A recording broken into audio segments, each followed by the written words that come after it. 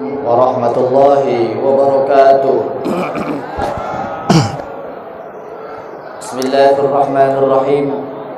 Alhamdulillahilladzi hadana li hada wa ma kunna linahtadiya laula an hadana Allah. Asyhadu an la ilaha illallah wa asyhadu anna Muhammadar Rasulullah.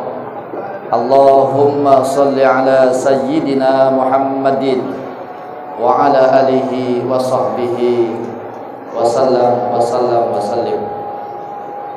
Allah Ta'ala fi kitabihil karim, a'udzu billahi minasyaitonir rajim.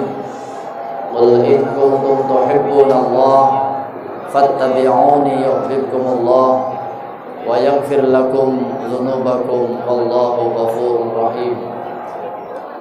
Shadaqallahul azim. Sadaqa Rasulullah Nabiyul Habibul Karim wa nahnu ala dzalika minasyahidin wa syakirin walhamdulillahi rabbil alamin. Yang saya muliakan Sayyid Gamal bin Ismail bin Yahya, yang saya muliakan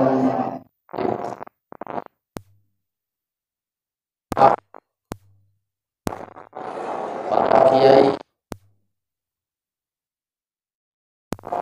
Pertama dan yang paling utama, marilah kita panjatkan puja serta puji syukur kehadirat Allah Subhanahu wa Ta'ala. Pada malam Jumat Kliwon ini kita bisa berkumpul di masjid yang mulia, Masjid Agung Kebon Melati, dalam rangka melaksanakan rutinitas istiqomah pengajian Kliwonan bulanan. Mudah-mudahan kita semua diberkahi oleh Allah Subhanahu wa Ta'ala. Salawat serta salam semoga Allah tetap tercurahkan kepada baginda alam Kanjeng Nabi Muhammad sallallahu alaihi wasallam beserta keluarga, sahabat dan para pengikutnya yang setia sampai hari kiamat. Amin ya rabbal alamin. Hadirin para jamaah yang berbahagia, tadi Sayyid Gamal bin Yahya telah memberikan pelajaran kepada kita bahwa ad-dinu huwal aqlu, agama menghargai akal. Oleh karena itu, setiap pelaksanaan ibadah, akal merupakan salah satu syarat untuk melaksanakan ibadah. Apabila akal kita tidak sehat, maka ibadah kita tidak sah. Dari mulai perintah sholat, yang diperintahkan wajib sholat adalah orang yang sehat. Orang yang gila tidak sah sholatnya. Bahkan orang yang gila itu tidak dosa kalau meninggalkan sholat. Ini salah satu hadis Nabi yang sangat simpel, tapi pemahamannya sangat luas. Ad-dinu huwal aqlu, agama menghargai akal. Sehingga akal dalam posisi ibadah merupakan salah satu syarat untuk pelaksanaan ibadah. Orang melaksanakan puasa sebagai syarat wajib puasa, salah satunya akal harus sehat. Orang yang akalnya tidak sehat maka tidak sah puasanya. Begitupun haji, kalau akalnya tidak sehat, tidak sah untuk melaksanakan ibadah haji. Bahkan untuk jadi saksi pernikahan pun, kalau orang yang tidak sehat akalnya, tidak sah untuk jadi saksi. Dalam aspek ibadah, akal merupakan salah satu syarat wajib atau syarat sah untuk pelaksanaan ibadah. Itu yang pertama. Oleh karena itu, Syekhul Mukarram guru kita memberikan contoh, memberikan pelajaran yang dalam nadomanya akal mikir luru dalan kesenengan tepungna ati eling ning pangeran. Itu yang pertama. Dan tadi disinggung bahwa ibadah yang pertama kita harus cara dengan teknologi antara iptek dan intak. Iptek artinya ilmu pengetahuan teknologi canggih. Imtak artinya ilmu pengetahuan iman dan takwa. Zaman sekarang ini, zaman maju, zaman digital, Kalau tidak memahami ilmu teknologi, ibadah kita akan sulit. Salah satu contoh sekarang ini bapak-bapak, saya sebagai mubalik kondang, kalau di kongkon ya tanda, ya. Mubalik kondang, kalau di kongkon ya tanda. Itu zaman sekarang, itu pakai HP saja bisa. Pak Kiai, malam Senin kosong enggak? Insya Allah kosong. Kalau enggak ada HP, teknologi itu enggak mampu. Bahkan sekarang ini, kalau kita gali teknologi, itu banyak manfaatnya. Salah satunya kita bisa mengetahui informasi keadaan Saudi Arabia, keadaan Tanah Suci Mekah, keadaan di Kebun Melati. Kita bisa mengikuti tawasul di Kebun Melati walaupun kita di berbagai penjuru tanah air. Kita bisa membuka YouTube channel Asyhadah. Kita bisa melaksanakan tawasul bersama dengan Kebun Melati walaupun kita tidak bisa datang. Itu salah satu keistimewaan teknologi. Dengan teknologi kita yang jauh bisa dekat. Ada peribahasa mengatakan zaman dahulu jauh di mata, dekat di hati. Kalau sekarang tidak, jauh di mata, dekat di telinga. Halo, bisa nyambung. Kalau kita kontak di Arab Saudi sekarang ada musim haji. Di sana jamaah haji ngundang kita untuk bisa datang ke tanah suci. Di hari Arafah tanggal 9, di sana ngundang kita. Kontak dengan HP boleh. Di padang Arafah bisa kontak dengan HP, dengan istri, dengan orang tuanya, dengan anaknya. Di sana berdoa, di sini nerima HP. Yuk bersama-sama doa. Walaupun kita doa di sini, di sana doa, kita amin nyambung. Ini dunia teknologi. Jadi kalau kita, istri kita, saudara kita, teman kita, orang tua kita berdoa di padang Arafah dengan doa yang khusus sambil nangis, terus kita nerima dengan HP teknologi, mengamini bersama-sama doa, itu sangat mustajab. Itulah istilah teknologi. Nah, bagaimana kita menyikapi teknologi? Kalau kita pikir, sampean berpikir akal kita, pakai akal kita. Sampean telepon, bapak-bapak ngebel di Indonesia sampai di Taiwan nyambung, di Indonesia Hongkong nyambung, sama waktunya beda jam saja tapi nyambung langsung. Halo bapak, iya nak, sehat di sana, sehat. Coba kita pikirin, yang mengantarkan suara kita ke sana siapa?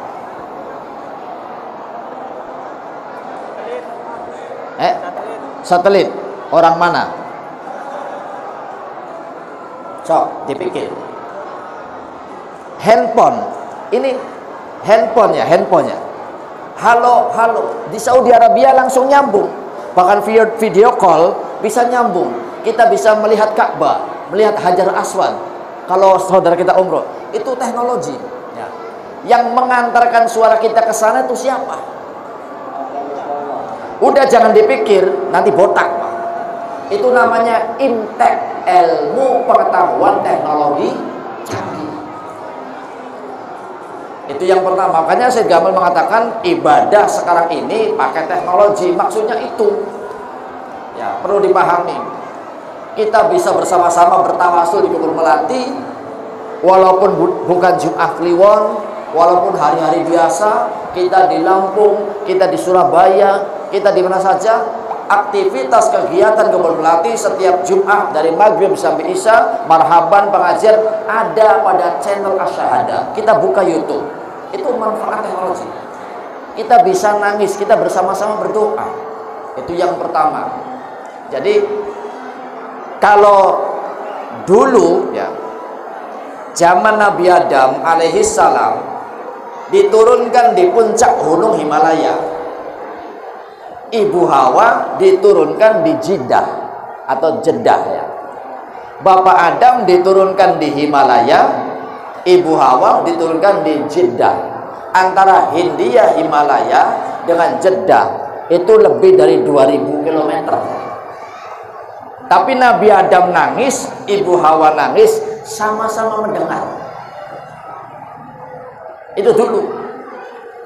Bapak Adam nangis, Ibu Hawa nangis dari puncak gunung Himalaya dan timur tengah Jeddah antara Himalaya dengan Timur Tengah itu lebih dari 2000 km. Itu bisa kedengaran nangis Bapak Adam oleh Ibu Hawa mengeluh juga Bapak Adam nangis. Siapa yang mengantarkan suara Bapak Adam? Siapa? Satelit, HP. Ini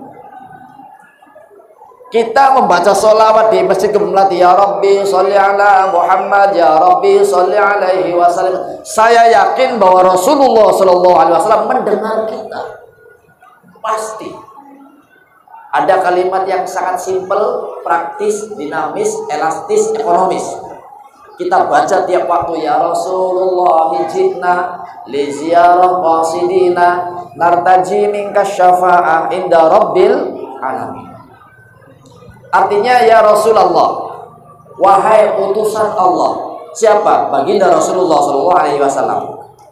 Jitna, kami datang li ziyarati qasidina, dengan maksud saya ziarah. Sampean baca ya Rasulullah jitna di Kebun Melati, sementara kuburan baginda Rasulullah di Madinah.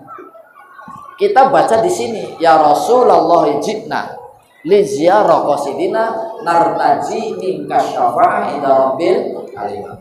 Lihat kalimatnya, nartaji, kami mengharap, saya mengharap, aku mengharapkan, minka, darimu. Kalau menurut tata bahasa Arab, kalau kalimat ka itu namanya dhamir mukhatab, artinya seolah-olah orangnya ada di depan kita. Itu bahasa yang sangat bagus. Walaupun Kanjeng Nabi kuburannya di Madinah, kita baca di Kebun Melati, itu seolah-olah berhadapan. Ya Rasulullah jitna, wahai utusan Allah, kami datang li ziarah qasidina, untuk maksud ziarah, datang panjenengan. Nartaji minka, aku mengharap dari wahai Rasulullah syafaat di sisi Allah, merajai alam semua, alam semesta. Artinya itu dalam keadaan mahal qiyam, dalam keadaan berdiri sebagai penghormatan terhadap baginda Rasulullah Shallallahu Alaihi Wasallam. Hadza wa qad ihtasanal qiyamah inda dzikri maulidi syarifi a'immatul dzawr riwayati wa rawiyah. Seluruh para riwayat, para ulama dan para sahabat ketika menghormati Nabi pasti dalam keadaan posisi berdiri.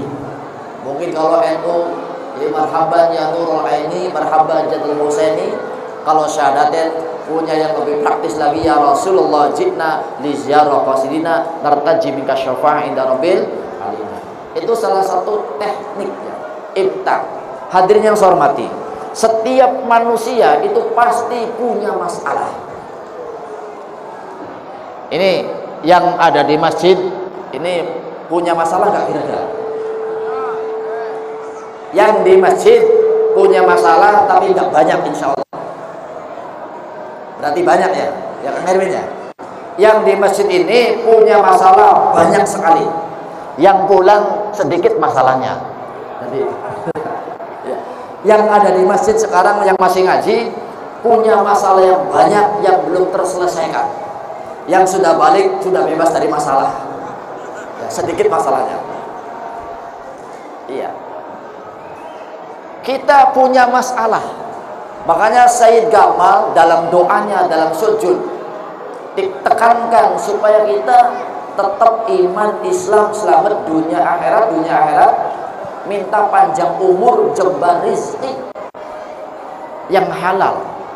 Ini masalah kita, masalah ekonomi, dan masalah tersebut bisa diselesaikan dengan wa inna ila rabbika ruj'a, kembali pada Allah. Contoh, nabi-nabi utusan Allah masalahnya lebih berat daripada kita. Masalah atau masalah itu boleh dikatakan dengan kalimat cobaan atau ujian. Kita semua diuji oleh Allah. Kita semua punya masalah. kita semua punya rencana dan lain sebagainya, dan masalah-masalah tersebut ada yang sudah terselesaikan, banyak masalah yang belum terselesaikan. Nah, solusinya jangan ke pegadaian, ya, jangan. Iya, menyelesaikan masalah tanpa justru menambah masalah. Contoh, Nabiullah Adam alaihissalam dari surga diusir oleh Allah turun ke bumi, dipisahkan dengan istri Himalaya dan Hindia. Masalah bukan? Masalah. Makanya Nabi Adam nangis. Masalah Nabi Adam atau masalahnya Nabi Adam, ujian Nabi Adam itu bisa diselesaikan dengan ketakwaan dan keimanannya Nabi Adam. Ketika Nabiullah Adam alaihissalam selama 200 tahun nangis karena punya satu masalah, makan buah khuldi, itu bisa diselesaikan oleh Allah dengan satu kalimat, asyhadu an la ilaha illallah wa asyhadu anna muhammadar rasulullah. Di dalam syariat Islam, Nabi Adam dikatakan bahwa nangis selama 100 tahun.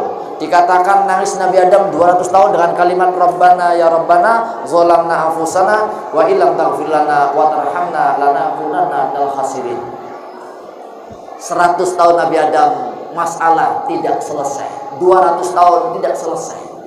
Begitu Nabi Adam mengingat kalimat di dalam surga, di pintu surga ada kalimat la ilaha illallah Muhammadur Rasulullah. Nabi Adam mengucap kalimat la ilaha illallah Muhammadur Rasulullah. Terus Nabi Adam bertawasul, ya Allah, dengan kemuliaan-Mu dan kebesaran-Mu dan kemuliaan utusan-Mu Muhammad Rasulullah, ampunilah dosa kami ya Allah. Saat itu juga Nabi Adam kedatangan malaikat Jibril tanggal 1 hari Jumat Dzulhijjah. Nabi Adam diterima tobatnya, diampuni oleh Allah dosanya, selesai masalahnya dengan membaca kalimat la ilaha illallah Muhammadur Rasulullah.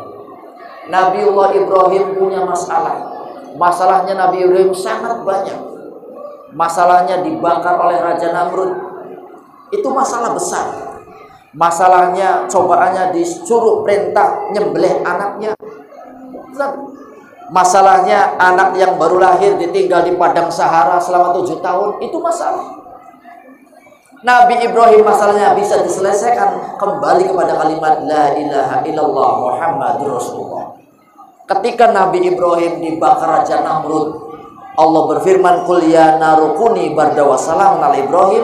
Nabi Ibrahim di dalam api yang menyala mengucap kalimat la ilaha illallah Muhammadur Rasulullah. Jadi masalah Nabi Ibrahim selesai dengan cara kembali kepada iman dan takwa. Wa akhraja Yusufa minal jubbi. Nabi Yusuf juga punya masalah, difitnah oleh saudaranya, dimasukkan ke dalam sumur. Nabi Yusuf setelah keluar dari sumur punya masalah, difitnah, memperkosa istrinya Ifritul Aziz. Nabi Yusuf punya masalah, dipenjara, difitnah. Tapi masalah Nabi Yusuf bisa diselesaikan dengan kembali pada Allah, iman dan takwa kepada Allah. Nabi Yunus, wa akhraja Yunus min batnil hut ba'da anil taqama bi mudatin minal ayam. Nabi Yunus dimakan oleh ikan, di dalam perut ikan. Itu masalah yang sangat besar. Dituduh pelarian, dijeburkan dalam laut. Itu masalah yang besar. Tapi Nabi Yunus bisa diselesaikan masalahnya dengan kembali kepada Allah, keimanan dan ketakwaan kita pada Allah. Nabi Musa alaihissalam punya masalah. Masalahnya sangat besar. Menghadapi Fir'aun yang ngaku Tuhan, menghadapi Haman, menghadapi Fir'aun dan Qarun. Itu masalah. Masalah Nabi Musa dikejar oleh Fir'aun, tidak ada jalan lain kecuali lautan. Bagaimana caranya? Hanya kembali kepada Allah, keimanan dan ketakwaan. Ini masalah. Jadi kita yang punya masalah, kita kembali kepada Allah Subhanahu wa ta'ala. Wa may yattaqillaha yaj'alahu makhraja wa yarzuqhu min haitsu la yahtasib. Wa may yatawakkal 'ala Allah fa huwa hasbuh. Innallaha balighu amrihi qad ja'alallahu likulli syai'in qadra. Barang siapa yang bertakwa kepada Allah, berserah diri pada Allah, mentaati perintah Allah, mengikuti baginda Rasulullah SAW, yaj'al lahu makhrajan, Allah akan menjadikan jalan keluar. Falafina baba minal yusri, 30 pintu kemudahan akan diberikan oleh Allah Subhanahu wa taala. Yaj'al yarzuqhu min haitsu la yahtasib, dan Allah akan beri rezeki yang tidak disangka-sangka. Wa may yatawakkal 'ala Allah fa huwa hasbuh. Barang siapa yang berpasrah pada Allah, bertawakal pada Allah, insyaallah Allah akan mencukupi. Man khadamallah khadama kulli syai'. Orang yang berserah pada Allah, selain Allah akan berserah pada kita. Orang mencintai Allah, selain Allah akan mencintai kita. Kalau kita dekat dengan Allah, selain Allah dekat dengan kita. Kalau kita memuji Allah, kita akan dipuji oleh selain Allah. Kalau kita bertakarub ilallah, insya Allah doa kita akan dikabul. Mudah-mudahan singkat ini bermanfaat untuk kita semua. Wallahu muwaffiq ila aqwamit thoriq. Wassalamualaikum warahmatullahi wabarakatuh.